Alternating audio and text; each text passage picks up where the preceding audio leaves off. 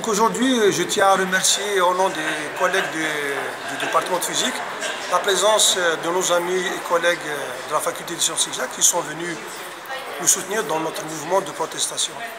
Effectivement, à la reprise, nous avions été choqués par la décision d'installation d'un nouveau chef de département au sein de notre département de physique. Ce qui nous a choqués, c'est que cette installation s'est faite en dehors de l'alimentation et des lois de la République. Donc, je vais vous retracer un petit peu la genèse de cette installation. Effectivement, durant l'année précédente, l'ancien chef de département dont le mandat n'a pas encore expiré, il lui reste encore une année, on lui a causé des problèmes, on lui a mis la pression, et on l'a forcé à démissionner pour céder sa place à quelqu'un d'autre. Pourquoi cette démission? Parce qu'il ne travaille pas dans l'intérêt du recteur et de son lobby au sein du département de physique. Donc on lui a concocté des dossiers bidons, on lui a mis de la pression, et l'ont obligé à démissionner. Bon, jusqu'à là, c'est bon, il a démissionné, on s'attendait à ce que la procédure soit réglementaire. Il y a un nouveau chef de département, donc il y a un appel à candidature. Tous ceux qui veulent être chef de département déposent leur candidature. Et il faut 3 dossiers qu'on doit transmettre au recteur avec l'approbation, avec la recommandation du doyen. À notre étonnement, il n'y a aucun appel à candidature n'a été fait. À notre surprise, il y a un enseignant domicilié dans une autre faculté à qui on a fait une mutation d'une manière irrégulière, sans consulter le département d'origine, sans consulter le département d'accueil, sans consulter les instances scientifiques ou pédagogiques. Il a été parachuté, personne ne le savait. Même le doyen n'a pas donné son accord. Mais allez, donc ils l'ont muté juste pour lui donner le département de physique. Donc on a entendu des rumeurs, on a saisi le doyen, on a respecté, on a demandé à ce que la procédure soit respectée. Il nous a rassuré que c'était une rumeur, mais finalement, il s'est avéré que la fin mai, ce monsieur a eu sa nomination, et sa nomination a été cachée. Donc on a continué à travailler avec un ancien chef de département à qui on a mis fin à sa fonction. Il a signé des attestations de succès, alors qu'il a été mis fin à sa fonction. Donc on peut parler de faux usage de faux. Il a attendu que nous soyons en vacances, le 12 juillet à 14 h.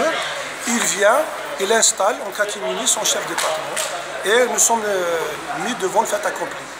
À la reprise, donc, on a respecté, on a dit qu'il est hors de question d'accepter ces agissements-là. Surtout, ce qui fait mal, c'est que ça fait plus de 6 mois que le peuple algérien lutte, sort chaque semaine pour dire non au système. Eh bien, à l'université du Béjaïa, on continue à pratiquer les mêmes choses qu'auparavant. Donc, notre revendication, c'est qu'on annule carrément la décision d'installation de ce nouveau chef de département, avec qui on n'a aucun problème personnel, et qu'on veut que la régularité soit appliquée.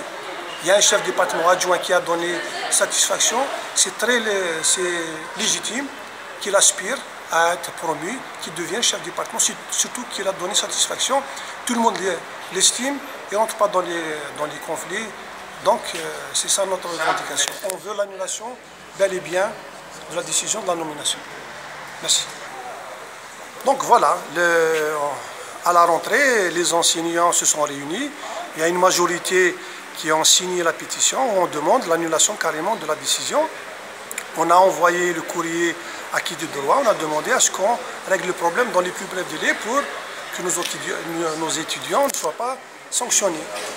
Et entre-temps, on était un petit peu choqués par le fait que le recteur et les responsables pédagogiques du département contactent individuellement les enseignants, et particulièrement les femmes fragiles, pour les menacer, pour les intimider, pour leur demander de rester neutres.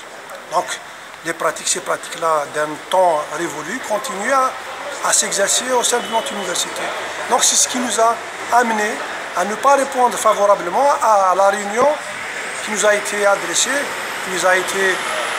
aujourd'hui par le doyen à 14 h. Donc, on ne veut pas assister à cette réunion parce qu'elle est faussée dès le départ. On ne discute pas sous la menace, on ne discute pas sous les intimidations.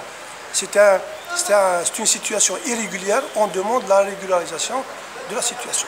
Point final.